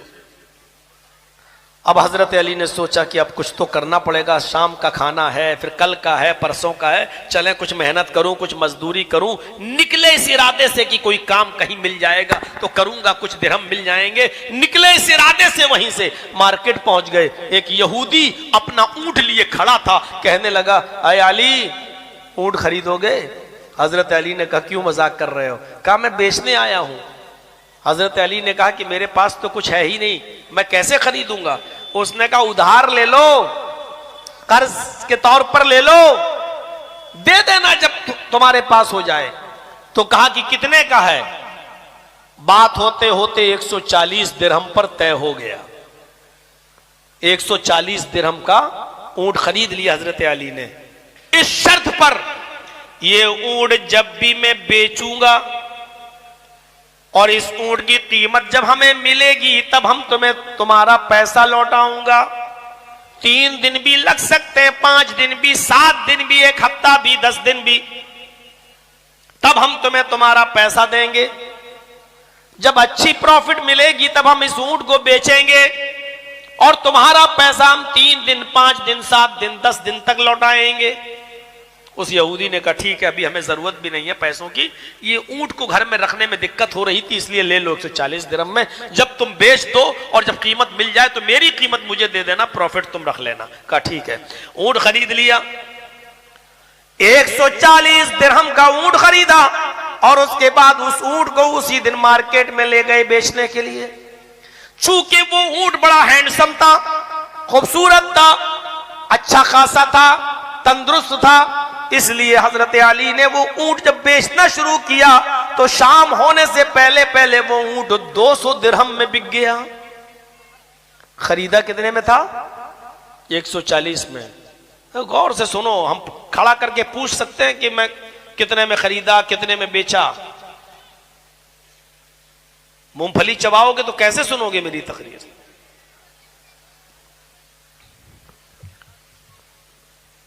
हमारी नजरें सब तरफ रहती हैं। मेरे भाइयों, 140 में खरीदा और शाम होते होते 200 दिरहम में वो ऊंट बिक गया। अब हजरत अली 200 दिरहम लेके चले तो पहले अपने घर नहीं गए। भाई पैसा मिल गया, दिरहम मिल गया तो पहले उस यहूदी को दे दूं। उस यहूदी के घर गए, दरवाजे को दस्तक दी, वो यहूदी निकला, है क्या हुआ? अरे अली, अभी तो आपने लिया था ऊंट और इतनी जल्दी? कहा कि आपका पैसा, आपका माल, 140 दिरहम उसको दे दिया। कहा आज ही बिक गया? कहां बेच दिया? 140 उसको दिया, अब कितना बचा? 60। घर गए, हजरत फातिमा ने दरवाजा खोला, पूछा घर में कुछ बना है खाना? कहा नहीं। कहा क्यों? कहा कुछ था ही नहीं घर में, क्या बनेगा? 6 दिरहम थे, वो आपको दे दिए। 60 दिरहम निकाल के रख दिए। लो है फातिमा, लो। हमारी मां बहनें सुन रही हैं, कहीं घर जाने से पहले आपसे ये ना कहने लगे, देखो हजरत अली जितना कमाते थे फातिमा को दे देते थे, तुम भी जितना कमा के लाओ मेरे हाथ में रखो। हो सकता है कोई ये सवाल कर बैठे, कहने लगे, लेकिन हां मसला इससे ये तो निकलता है कि कुछ औरतें अपने घर को जन्नत बना के रखती हैं और शौहरों को इस बात का यकीन होता है कि हमारे पास पैसा रहेगा तो खर्च हो जाएगा, लेकिन मेरी बीवी इतनी सही है कि अगर उसको देंगे तो ये नाजायज जगह पर पैसा खर्च नहीं कर सकती, उसको बना। यही खूबी हजरत फातिमा के अंदर थी और हजरत अली को पूरा एतबार था अपनी बीवी फातिमा पर कि ये फजूल खर्ची नहीं करेगी और पैसे को जहां जायज मकाम पर खर्च करना होगा वहां करेगी। आजकल की अपनी बीवियों को दोगे ना, सुबह दोगे 2000 तो शाम को 50 रुपए भी नहीं बचेंगे। शाम को हिसाब लोगे तो कह देगी इतने की फेयर एंड लवली, इतने की साड़ी, इतने का पॉन्ड्स, इतने की क्रीम, इतने की चूड़ी, इतने का ये। इतने दिन के बाद होती है, सारा हिसाब किताब जोड़ के तुम्हारे पास रख देंगे और आप कहोगे अच्छा इतनी महंगी लेके आई हो? हाँ, हम थे तो सस्ती मिल गई, तुम्हें तो लोग ठग लेते। यकीन मानिए औरतें यही समझती हैं कि मैं बहुत सस्ती खरीद के लाई हूं। उनको ये नहीं मालूम कि तुम्हें इतना महंगा बताया जाता है कि कम होते होते तुम इतने पे आ ही जाओगी, इतने में दे ही दिया जाएगा। उनको ये नहीं, मैंने कहा ना दुरुस्त बात नहीं हो रही। जो बिजनेस कर रहे हैं ना, अगर जर्जीत साहब कोई कपड़ा खरीदने जाएंगे, वो होगा 800 का, 800 में उसको जहन है, उसको 800 में दे देगा एक जैकेट। जर्जीत साहब को बताएगा 1000 रुपए, हम कम करते करते 800 में, हाँ ठीक है फाइनल। कोई औरत लेने जाएगी तो उसको बताएगा 2000 का। अब 2000 का बताएगा तो सीधे वो आधा लगाएगी, 1000 ले लो, दे दो। और फिर वो 1000 लेके में आएगी और वो समझेगी हमने 2000 की चीज 1000 में ले ली। वो फिर भी यही कहेगी हम सस्ते में लेके आए हैं। दुकानदारों ने भी यही चीज उसूल बना लिया है। औरत लेने आएगी तो उसको डबल ट्रिपल कीमत बताओ, क्यों? उसके का दिमागी कितना होता है, इतना कम कराएगी, इतना कम कराएगी, इतने में दे देंगे, ये होता है। तो मेरे भाइयों, हजरत अली को पूरा भरोसा था हजरत फातिमा पर, तो हजरत अली रजी अल्लाह तआला अन्हु ने हजरत फातिमा को दे दिया, लो 60 दिरहम। हजरत फातिमा कहती है मैंने तो 6 दिए थे, 60 कहां से आए? पता चला कि औरतें भी अपने शोहरों से हिसाब लेती थी, कहीं हराम कमा के तो नहीं लाए, कहीं नाजायज माल लेके तो नहीं आए, हमने तो 6 दिया था, इतनी जल्दी 60 कैसे आ गया? अरे अली मुझे बताओ, इतनी जल्दी 60 कैसे आ गया? अगर कहीं लफ्जिश निकली, ये पैसा तुम्हें दे दूंगी, लेकिन हम अपने बच्चों को इसमें से कुछ नहीं खिलाएंगे। तसव्वुर करिए तकवा क्या चीज थी। हजरत अली ने कहा कि मैंने उसको अल्लाह की राह में सदका कर दिया था, फिर मैंने एक ऊंट खरीदा उधार, 140 में मिला, फिर उसी ऊंट को मैंने 200 दिरहम में बेच दिया। आए मेरी बीवी, मेरे पास कोई हराम का माल नहीं है। अल्लाह ने फरमाया जो 1 रुपया 1 दिरहम मेरी राह में सदका करोगे, हम 10 दिरहम का सवाब देंगे। हमने 6 दिरहम सदका किया, अल्लाह ने हमारे उस सदके में बरकत रख के हमें 60 दिरहम दे दिया है, 6 का 10 गुना दे दिया है। आए फातिमा, अल्लाह की हमारा सवाब मौजूद है, नहीं सदके का सवाब तो हमें मिलेगा ही। ये तो अल्लाह ने हमें खैर बरकत के तौर पर 6 का 60 दे दिया है, लो इसको खर्च करो। ये तुम्हारे पास मैं यकीन दिलाता हूं कि नाजायज कमाई नहीं है। अब कुरान की उस आयत को फिट बिठाइए, वमन यत्तकिल्लाह यजअल लहू मखरजा व यरज़ुक़हु मिन हैसु ला यहतसिब। अल्लाह से जो डरेगा, अल्लाह उसके लिए निकलने का रास्ता बना देगा। व यरज़ुक़हु मिन हैसु ला यहतसिब, और उसको ऐसी जगह से रोजी देगा, ऐसी जगह से रिज़्क़ देगा जहां बंदे का वहमो गुमान भी नहीं हुआ होगा, उसको पता भी नहीं होगा, उसने सोचा भी नहीं होगा। हजरत अली ने जब 6 दिरहम को सदका किया, खैरात किया, अल्लाह का खौफ था, दे दिया। मेरे भाइयों, हजरत अली को क्या मालूम था कि इन 6 दे रहे हमको 60 मिल जाएगा और इस रास्ते से हमको मिल जाएगा। तो यही खौफ, यही तकवा हमारे अंदर आना चाहिए। आप अल्लाह पर तवक्कुल करके देखिए, फिर देखिए अल्लाह कैसे गैब से रास्ते निकालता है और कैसे हमारी मदद फरमाता है। मेरे भाइयों, ये कुरान की चंद आयतें जो मैंने आपके सामने पढ़कर सुनाई हैं, अभी तक तो आयतों पर ही चल रहा हूं, और मैंने बताया कि ये देखिए। अब आप यहां से अंदाजा लगाइए कि तकवे से बुजुर्गी मिलती है, तकवे से हमारे आमाल की इस्लाह होती है और हमारे गुनाहों की मग़फ़िरत होती है। तकवे से अल्लाह रब्बुल आलमीन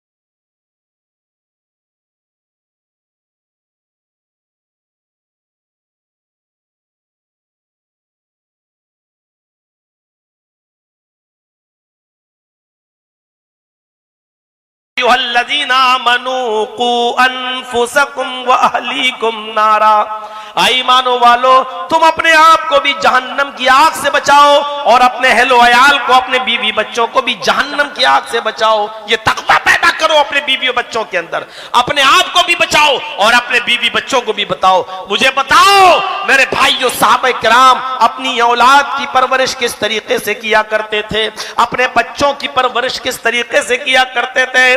उनको हराम लुकमा नहीं खिलाया करते थे, जबकि अरब के अंदर माहौल ये था मोहम्मद रसूलुल्लाह के नबी बनने से पहले कि उनके घर में जब कोई बच्चा पैदा होता था तो सबसे पहले उस बच्चे के हलक में शराब का कतरा डाला जाता था और फख्र किया जाता था कि मैंने अपने बच्चे को शराब पिलाई है, यानी मैंने अपने बच्चे को गर्व करते थे कि मैंने शराब का कतरा सबसे पहले डाला है। और सहाबा किराम के यहाँ जब कोई बच्चा पैदा होता था तो उस बच्चे को वो अपने माँ के, उस बच्चे की माँ का दूध भी नहीं पिलाते थे, पहले सबसे पहले उस बच्चे को लेकर आते थे और जनाब मोहम्मद रसूलुल्लाह की गोद में दे दिया करते थे।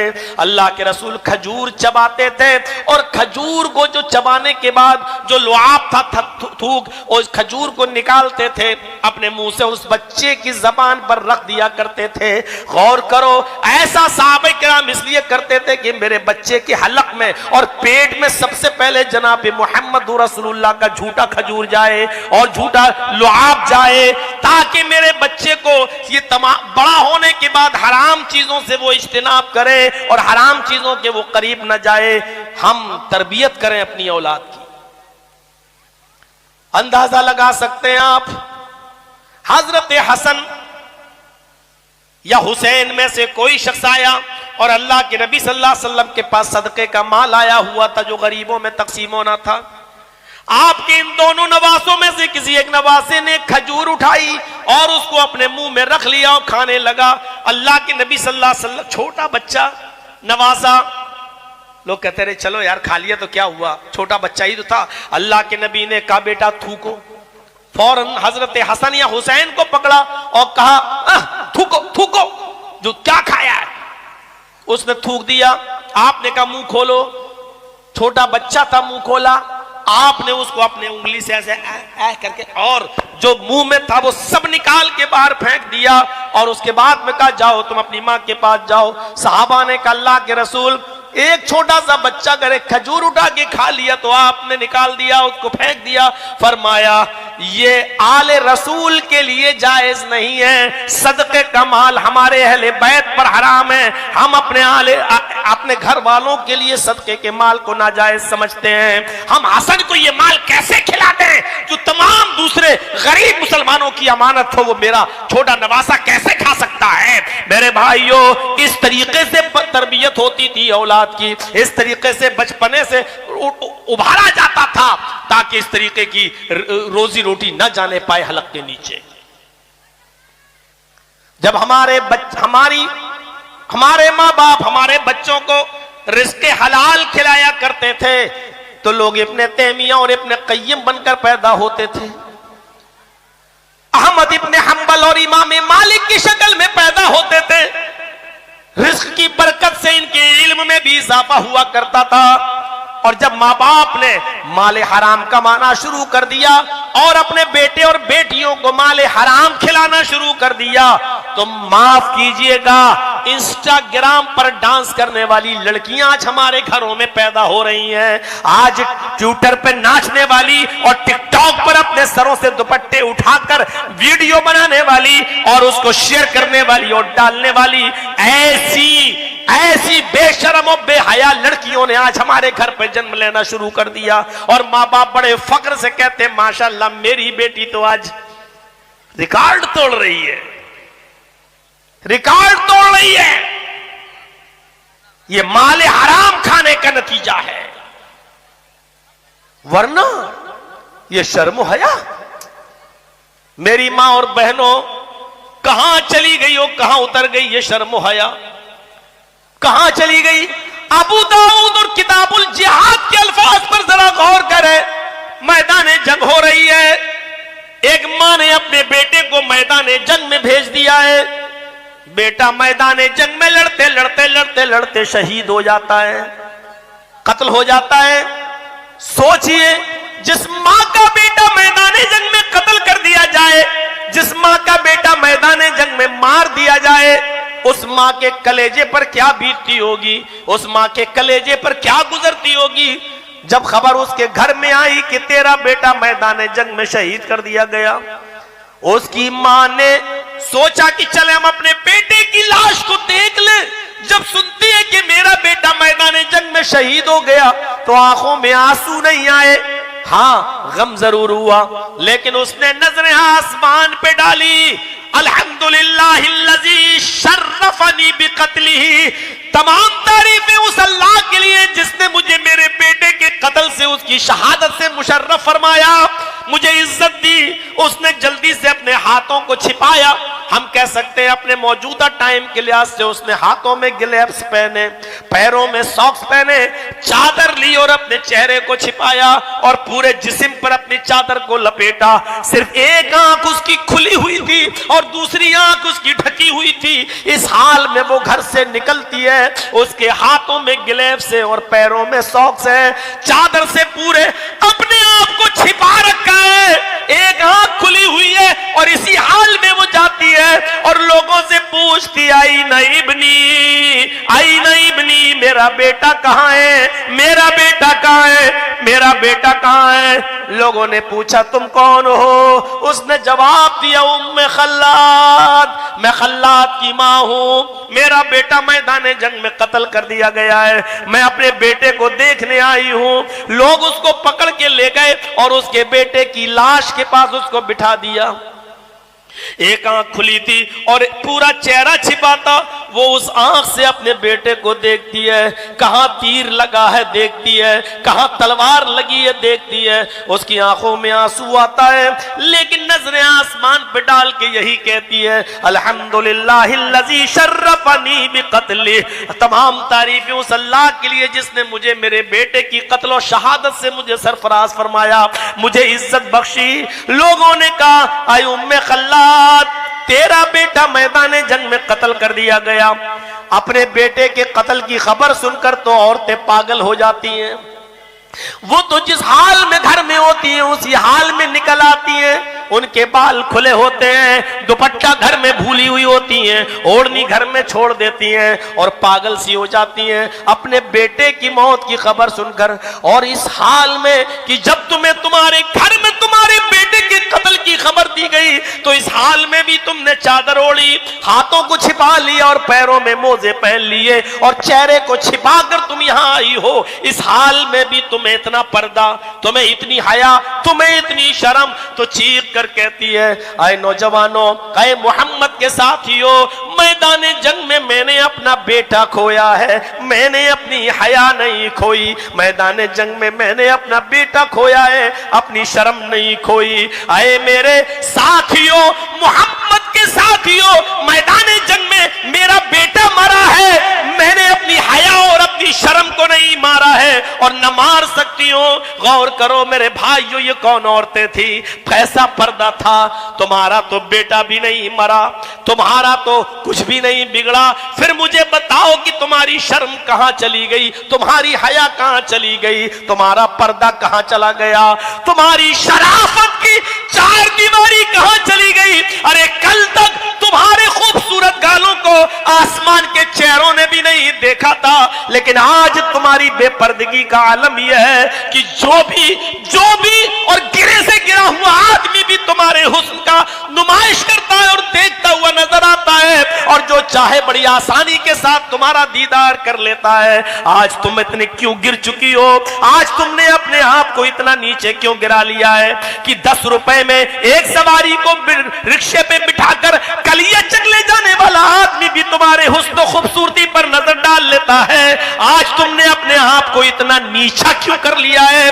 अपने आप को इतना जलील क्यों कर लिया है, अपने आप को तुमने इतना क्यों गिरा लिया है। मेरी कौम की बेटियों बताओ, मेरी कौम की बच्चियों बताओ, आज तुम्हारी शर्म हया का इतना जनाजा क्यों निकल गया है, मेरी तो समझ में नहीं आता है। इस औरत को देखो, उम्मे खल्लाद को, जो अपने बेटे को भी एक आंख से देख रही है और कह रही है मैदान जंग में मैंने अपना बेटा खोया है, अपनी हया नहीं खोई। किसी ने कहा आए मां, उठाकर चेहरा खोल के सही से तुम अपने बेटे को देख लो, तो जवाब देती है आए मोहम्मद के साथियों, तुम तो हमारे सामने से हटो, जब तक तुम नहीं हटोगे मैं अपने बेटे की लाश को सही से नहीं देख पाऊंगी। और मोहम्मद के साथियों से ज्यादा भी कोई मुत्तकी होगा, कोई परहेजगार होगा, लेकिन अल्लाह से डरने वाले लोगों से भी कह रही है कि पहले तुम हटो, तब हम अपने बेटे को सही से देखें। आज तुम किनके ऊपर भरोसा करके बैठी हुई हो? जरा तसव्वुर करिए, कैसे तुम दुकानदारों से चेहरा खोल कर मुस्कुरा कर गुफ्तगू कर लेती हो और बातें कर लेती हो और शॉपिंग कर लेती हो और मोल भाव कर लेती हो। मुझे बताओ कि तुम्हारा कलेजा कितना बड़ा है, तुम्हारा दिल कितना बड़ा है। शर्म मगर हमें नहीं आती है। जरा सोचिए तो सही, आज हमारी बेपर्दगी का यह हाल कहां तक पहुंच चुका है। अल्लाह के नबी सल्लल्लाहु अलैहि वसल्लम ने तो फरमाया, कयामत से पहले का एक जमाना ऐसा आ जाएगा, कुर्ब कयामत, कयामत से पहले का एक नक्शा बताया कि ऐसा होगा। यानी बेहयाई इतनी फैल चुकी होगी, बेशर्मी इतनी फैल चुकी होगी कि एक शख्स अपनी गर्लफ्रेंड के साथ चौराहे पर, बीच सड़क पर गलत काम करेगा। तहजीब के दायरे में जुमले बोल रहा हूं, वरना कुछ और भी बोल सकता था। गलत काम करेगा मतलब समझ जाइए आप, इससे ज्यादा मुहज्जब जुमले हमारे पास नहीं। एक आदमी, एक लड़का अपनी गर्लफ्रेंड के साथ सड़क पर, रोड पर सरेआम गलत काम करेगा। उस जमाने का सबसे शरीफ इंसान वो होगा, उस जमाने का सबसे ज्यादा शरीफ इंसान और नेक इंसान वो होगा, मुत्तकी वो होगा जो अपने घर से निकलेगा, इन लड़के और लड़की को सड़क पर, चौराहे पर गलत काम करते हुए देखेगा, वो इनके पास जाएगा और जाकर कहेगा, बेटा तुम ये काम जो कर रहे हो वो यहां मत करो, ये सड़क है, यहां से मेरी मां बहन बेटियां गुजरती हैं, यहां ये काम न करो, ऐसा करो। मैं तुम्हें मना नहीं कर रहा हूं, मैं तुम्हें रोक नहीं रहा हूं, ये काम तुम्हें करना है तो ये मेरा घर बना है, इस घर के पीछे, दीवार के पीछे चले जाओ, वहां कोई आता जाता नहीं है, इस मेरे घर की दीवार के पीछे ये गलत काम कर लो, या ये मेरा खेत है, इस खेत में चले जाओ, झाड़ियां बड़ी बड़ी हैं, उन झाड़ियों में छिपकर ये काम कर लो। बेटा ये गुजरने की जगह है, यहां मेरी मां बहन बेटियां गुजरती हैं। जो मना नहीं कर पाएगा, बुरे काम को करने के लिए कहेगा, लेकिन ये कहेगा यहां मत करो, ये जाकर इस खेत में कर लो या इस दीवार के पीछे कर लो, ये उस जमाने का सबसे शरीफ इंसान होगा। सोचिए आप, अभी कितनी बेशर्मी फैलना बाकी है। इतना तो हो ही चुका है कि हाथ में हाथ डाल के घूम रही हैं, और किसी पार्क में चले जाओ तो गले में हाथ डालकर, और क्या बोलूं मैं आपको, गाल से गाल और होंठ से होंठ, और तो ये तो आम सी बात हो चुकी है, ये तो कोई छिपी हुई चीज नहीं रह गई है। मेरे प्यारे साथियों, इतना तो वेस्टर्न कल्चर ने अपने पैर जमा लिए हैं, अब बाकी क्या रह गया है? क्या हमारी बेटियां कॉलेजेस और यूनिवर्सिटीज में नहीं पढ़ती? क्या ऐसी जगह नहीं पढ़ती जहां लड़के और लड़कियां दोनों साथ में हो? क्या कॉलेज की कैंटीन में लड़के और लड़कियां बैठकर एक साथ चाय नहीं पीती? अब क्या रह गया है? हालत क्या है? मेरे प्यारे साथियों जरा गौर करो, हम अंदाजा तो लगाएं हमारे मुआशरे और समाज के अंदर क्या हो रहा है। हजरत बुखारी की रिवायत, हजरत महमूद की वो रिवायत उठाओ, कहते हैं कि मैं बहुत बाद में इस्लाम लाया, मैंने अल्लाह के नबी सल्लल्लाहु अलैहि वसल्लम पर जब आयत रजम नाजिल हुई, जब पत्थरों से मारने वाली आयत नाजिल हुई पत्थरों से, यानी जिनाकार मर्द और जिनाकार औरत को, जानी मर्द और जानिया औरत को पत्थरों से मार मार के मार डालो। अगर कोई शादीशुदा है लड़का और लड़की और फिर भी जिना किया हुआ है दोनों ने, तो दोनों को पत्थरों से मार डालो। हजरत मैमून कहते हैं कि मैं अल्लाह के नबी के पास बैठा था, अल्लाह के नबी फरमाते हैं कि लोगों आज एक आयत नाजिल हुई है कि शादीशुदा जिनाकार मर्द और जिनाकार औरत को पत्थरों से मार मार के खत्म कर दो। हजरत महमूद कहते हैं कि मैंने जब ये सुना तो मैंने कहा अल्लाह के रसूल, आज से 20-25 साल पहले ये मंजर मैंने अपनी आंखों से देखा है। कहा क्या? कहा मैंने एक मंजर देखा है कि एक बंदर और एक बंदरिया लेटे हुए थे अपने पास, अचानक एक दूसरा बंदर आया, तो कनखी मारी उस बंदर ने। ये बंदरिया उसकी थी जिसके साथ वो लेटी हुई थी। एक दूसरा बंदर आया, हंसिए नहीं, ये मुआशरे में बुराई फैली हुई है। एक दूसरा बंदर आया और उसने कनखी मारी आंख से, मतलब बंदरिया से कहा। बंदरिया ने देखा हाँ, सो रहा है उसका बंदर।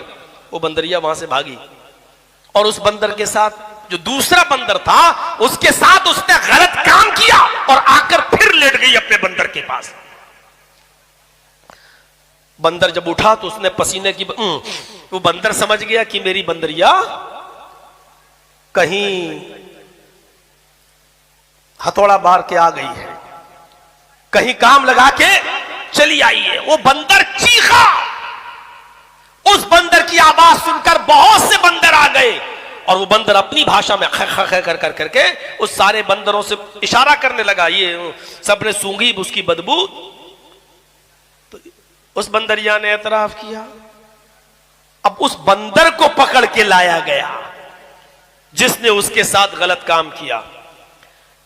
अमर इब्ने मैमून कहते हैं कि मैंने जब इस मंजर को देखा कि वो बंदर पकड़ के लाया गया तो सारे बंदर पत्थर इकट्ठा किए और उन बंदरों ने उस बंदर को जिसने उसके साथ जिना किया था, सारे बंदरों ने मिलकर उस पत्थर से उस बंदर को मारा जिसने उसकी बंदरिया के साथ गलत काम किया, और बंदरिया को भी मारा।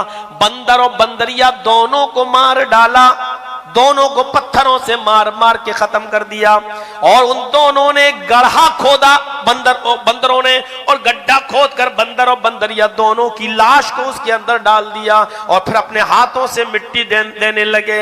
आए अल्लाह के रसूल, ये मंजर मैंने इस्लाम लाने से पहले बंदर और बंदरियों को देखा है। यानी बंदर और बंदरिया भी अपने समाज के अंदर जिना को पसंद नहीं करते हैं, जिनाकारी और बदचलनी को पसंद नहीं करते हैं। अल्लाह के नबी ने अमर इब्ने मैमून का हाथ पकड़ा और उठाया और उठा कर कहा, सहाबियों सुनो, ये मैमून क्या अमर इब्ने मैमून क्या कह रहे हैं? अरे सुनो, ये क्या कह रहे हैं? अरे देखो, आज अल्लाह ने यह आयत हमारे लिए नाजिल की है।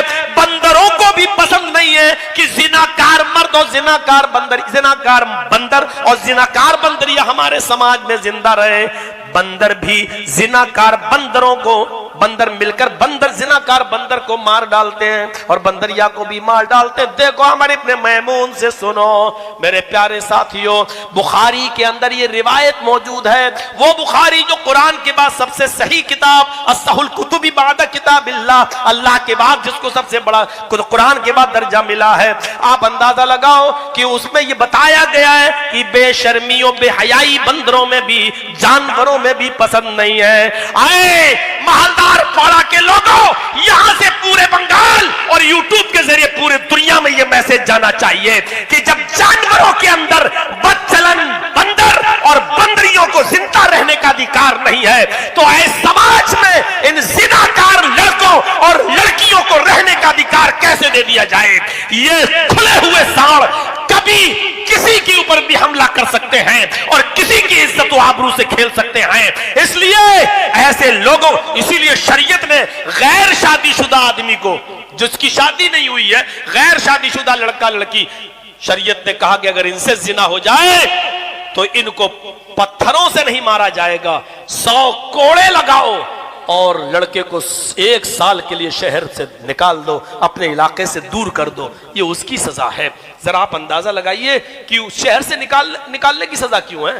क्योंकि जब शहर में रहेगा तो जब तक वो रहेगा वो लड़की बदनाम होती रहेगी। अच्छा यही जा रहा था, इसी को कोड़े पड़े थे, अच्छा इसी ने फला की लड़की के साथ गलत काम किया था, इसलिए इसको भुलाने के लिए उस लड़के को शहर से निकाल दो, पहले तो 100 कोड़े मारो। अरब के अंदर तो 100 कोड़े जब मारे जाते थे तो बचता ही नहीं था कोई। वो चमड़े का कोड़ा होता था, चमड़े का। ये ऐसा कोड़ा थोड़ी होता था कैसे मारो कुछ लगे ही नहीं। और पीठ खोलकर, लुंगी पहनाकर पीठ पर चमड़े का कोड़ा मारा जाता था और पूरी पूरी ताकत से मारा जाता था। और 100 कोड़े मारने के लिए 10 आदमी तय होते थे। एक आएगा वो 10 मारेगा, अब तुम थक गए, हटो, अब तुम जोर से नहीं मार पाओगे, चलिए हटिए, 10 मारने के बाद दूसरा आता था, वो पूरी ताकत से फिर 10 कोड़े मारता था। हटो, अब तुम थक गए, अब तीसरा आएगा, फिर तीसरा 10 कोड़े मारता था, अब हट गए। अंदाजा लगाइए, एक जिसको हम मामूली काम समझते हैं, एक फैशन बना लिया है जिनाकारी और मक्कारी को। गौर करो, 100 कोड़े, वो भी 10 आदमी मिलकर 10-10 मारेंगे, तब जाकर पूरी ताकत के साथ। और चमड़े का कोड़ा, सोचिए, लहूलुहान जिस्म, पूरी की पूरी पीठ से खून बह रहा है।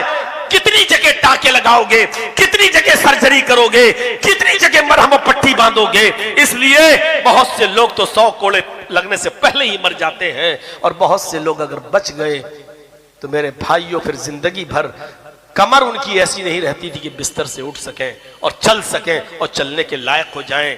आप किसी की बहन बेटी पर इस तरीके से आसानी के साथ आप हाथ धोएंगे, नहीं चलेगा शरीयत के अंदर बहुत। और यही हाल लड़कियों का भी है। मेरे भाइयों, आज के समाज के अंदर जो आजादी दे रखी है मोबाइलों की, इसने माहौल को इतना खराब कर दिया है, इतना खराब कर दिया है कि आज ये सारी चीजें हमें मामूली नजर आती हैं। एक लड़का लड़की से बात करते हुए चले जा रहा है, ये मामूली आज बात समझ रखी है।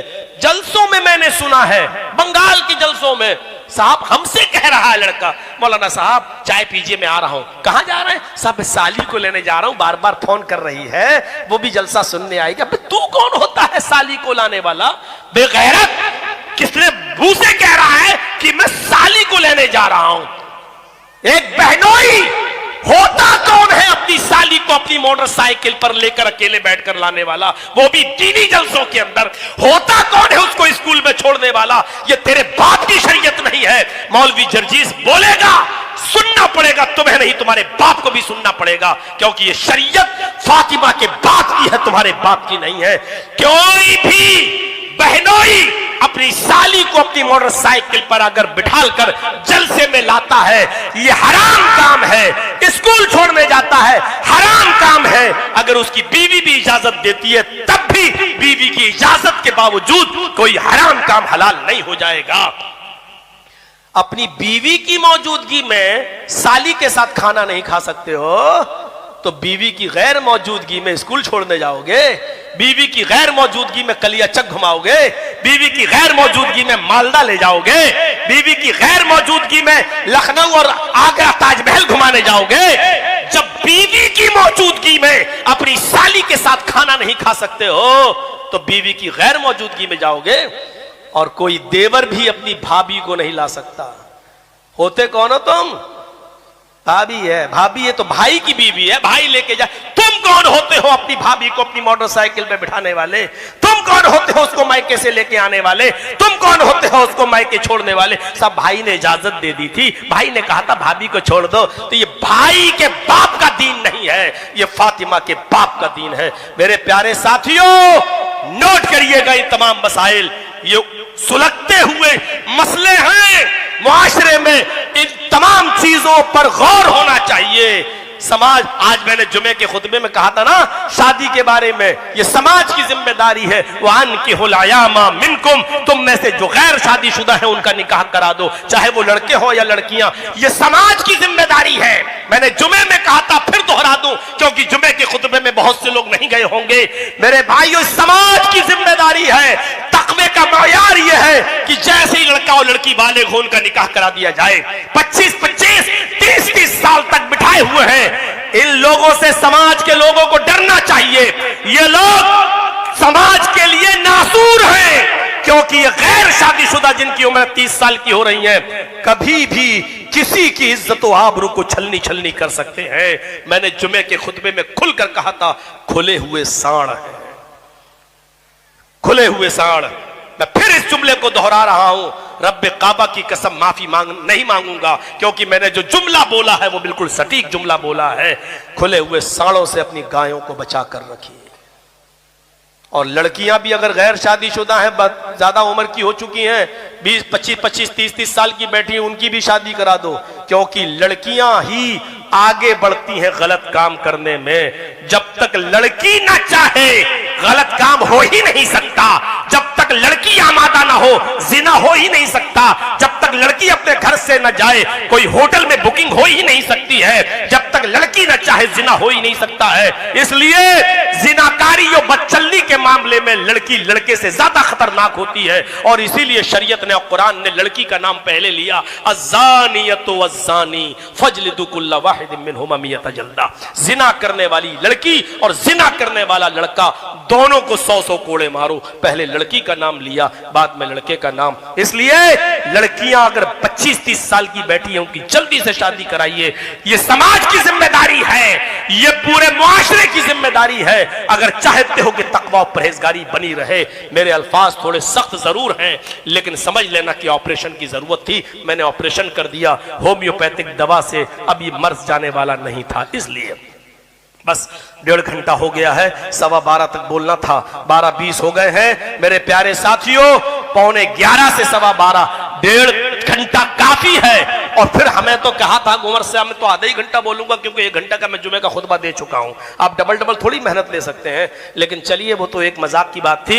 लेकिन मेरे भाइयों, इन चीजों को समझिए, तकवा पैदा करिए, अपनी जिंदगी में तकवा लाइए, परहेजगारी लाइए। अल्लाह रब्बुल आलमीन से दुआ कीजिए कि अल्लाह रब्बुल आलमीन हमें और आपको तकवा हमारी जिंदगी के अंदर पैदा फरमा दे। अल्लाह रब्बुल आलमीन से दुआ कीजिए कि हमारे मुआशरे की इस्लाह फरमाए। और फिर हमारे उमर साहब कहते हैं कि 12:30 तक, चलिए 10 मिनट में कुर्सी पर बैठ जाता हूं और आपके हाथों से मदरसे का थोड़ा ताउन ले लेता हूं। चलिए, मैं चाहता हूं कि